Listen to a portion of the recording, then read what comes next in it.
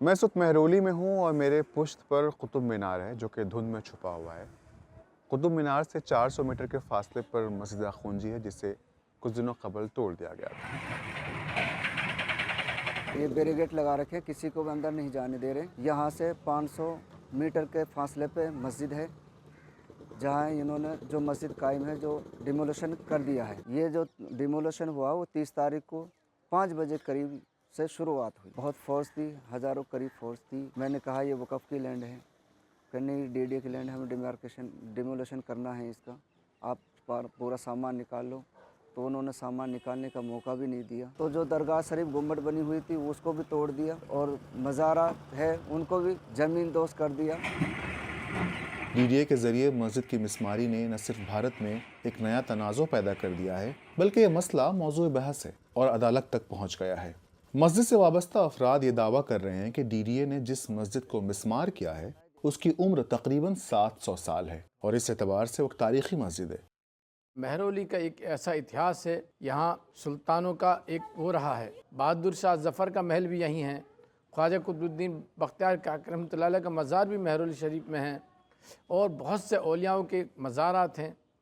اسی وقت کی یہ مسجد ہے، ساری مسجد مہرولی میں اسی وقت کی، نئی مسجد کوئی تعمیر ہی نہیں ہوئی مہرولی میں۔ پتھروں کی بنی ہوئی مسجد ہے، 3-3 4-4 فٹ کی اس کی جو چوڑی دیواریں ہیں، پرانے مسالے کی بنی ہوئی ہیں۔ اس کا ایک ٹیسٹ کرا لو، اس سے بھی پتہ لگ جائے گا، اور باقی میرے پاس اس کے کاغذات ہیں۔ جبکہ دلی ڈیولپمنٹ اتھارٹی کا موقف کچھ الگ ہے۔ ڈی ڈی اے کا ماننا ہے کہ جس غیر قانونی عمارت کو مسمار کیا گیا وہ سنجے ون کے ریزرو فارسٹ میں بنایا گیا تھا۔ اتھارٹی کا یہ بھی کہنا ہے کہ اس نے عمارت کی مذہبی حیثیت اور اس کے آثار قدیمہ ہونے کے دعووں کا پہلے ہی ریویو کیا تھا، جس کے بعد اسے مسمار کیا گیا ہے۔ حالانکہ ڈی ڈی اے نے اب تک مسجد کے انہدام پر کوئی رسمی بیان جاری نہیں کیا ہے۔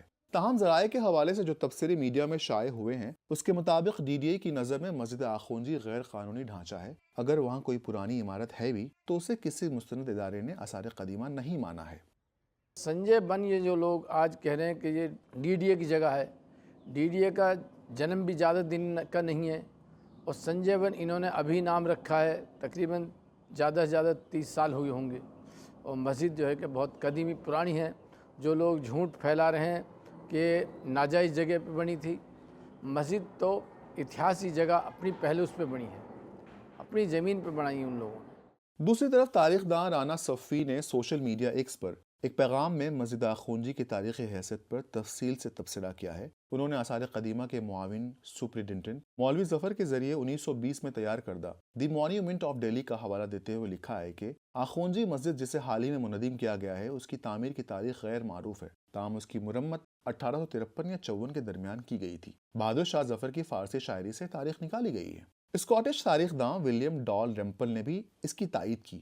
ڈی ڈی اے کے ذریعے مسجد آخونجی کے انہدام کا معاملہ اب دلی ہائی کورٹ میں ہے۔ دلی وقف بورڈ جو کہ دلی حکومت کا ایک خود مختار ادارہ ہے، اس کی عرضی پر دلی ہائی کورٹ نے ڈی ڈی اے سے جواب مانگا ہے۔ اس حوالے سے اب 12 فروری کو سماعت ہونی ہے۔